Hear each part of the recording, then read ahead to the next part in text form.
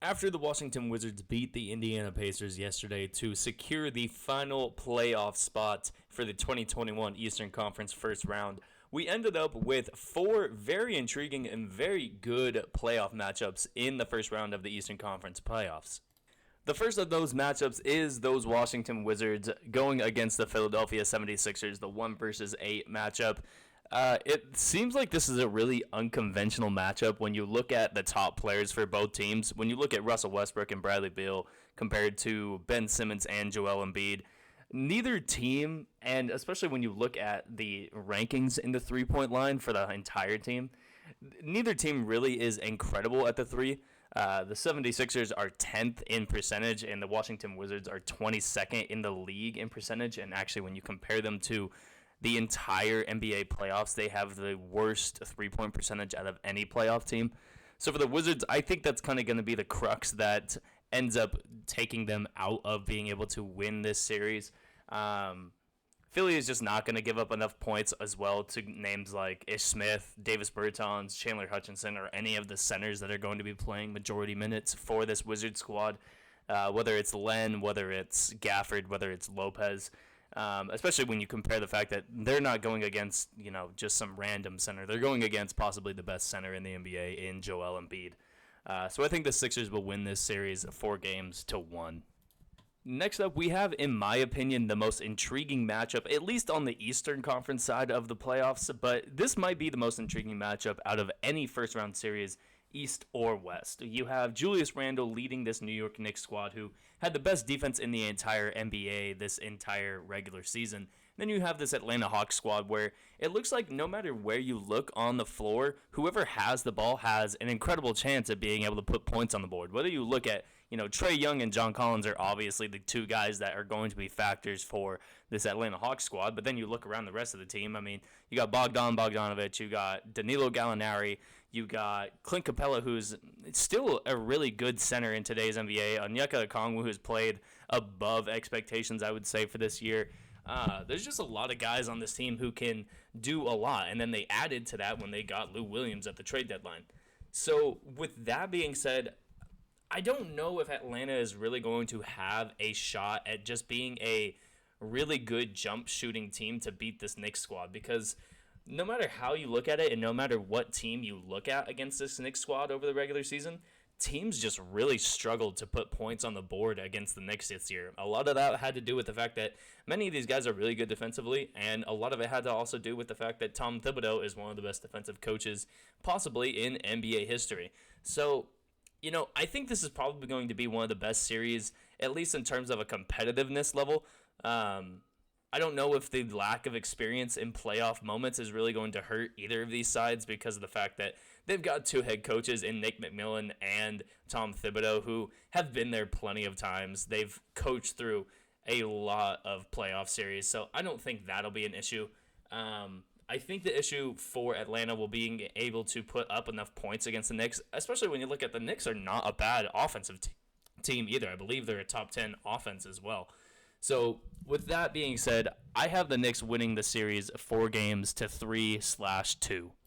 Next up is the rematch from last year's bubble playoffs, the Milwaukee Bucks versus the Miami Heat. I really have no idea how to predict this series. Miami has had a disappointing record-wise season this year, although COVID probably has more to do with that than anything.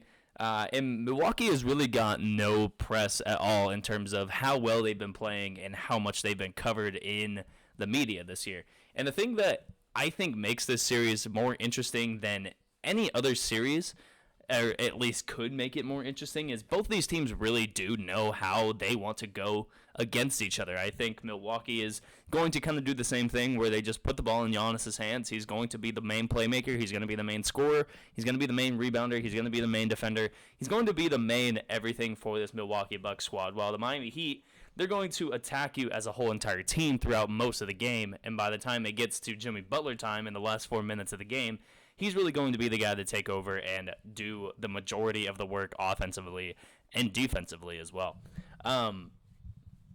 I really honestly see this Heat team winning the series again. I just don't think it's going to be a blowout either sort of way, whether Miami wins or Milwaukee wins. But I do have Miami winning the series 4-3. Now, the one series in both the East and Western side of these playoffs that has, I think, the most talent when you look at both teams combined is the Brooklyn Nets versus the Boston Celtics. I mean, you've got names like Kevin Durant, Kyrie Irving, James Harden on one side, even Blake Griffin if you really want to throw him in, against names like Jason Tatum, Kemba Walker, Marcus Smart, and a lot of other solid players for this Boston Celtics team. I think this is going to be one of the more competitive, at least in terms of guys really going at each other. And I think Marcus Smart is going to be the guy to kind of set that tone.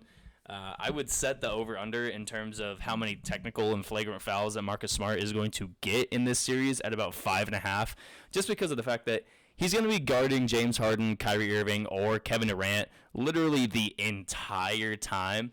And, I mean, I've never guarded any of those guys, but I would assume just guarding 3 of those guys for 40-plus minutes a game, 4 or 5 games in a row, Marcus Smart's going to get pissed off at one point or another. He's going to get a bad call from a ref, or he's going to get a call that he doesn't like, and it's probably going to boil over at least once or 2 times during this series.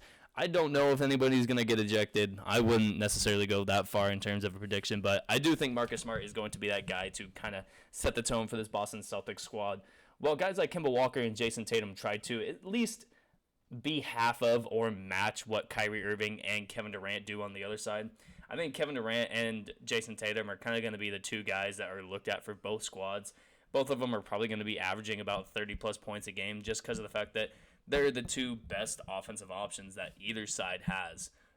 The one thing that I think can't be understated is the fact that Brad Stevens, the head coach of this Boston Celtics squad, he's been here so many times, even in a short-term stay with the Boston Celtics. He's been in these playoffs positions so many times, and he's led this Boston Celtics squad to a couple Eastern Conference Finals. So I would think that him going against Steve Nash, I think Steve Nash is the only head coach in the NBA playoffs right now who this is like his first season in the playoffs as a head coach. So I think there is that sort of, worriness there, but I don't know if it'll be enough for Brooklyn to lose the series. They should win the series either 4-1 or 4-2. Alrighty, with all that being said, that means I've got the Brooklyn Nets, Miami Heat, New York Knicks, and Philadelphia 76ers moving on to the second round of the playoffs. It would be Miami versus Brooklyn and Philly versus New York in the second round. With all that being said, though, that's going to be the video for me. I hope you all enjoyed it. If you did, make sure you leave a like. If you didn't, make sure you leave a dislike. If you're a Washington, Atlanta, Milwaukee, or Boston fan, tell me why I'm wrong about your team losing in the playoffs in this first round. And I'll reply. Maybe. If your comment's good enough, I'll reply. All right, I'll see you in the next video. Peace.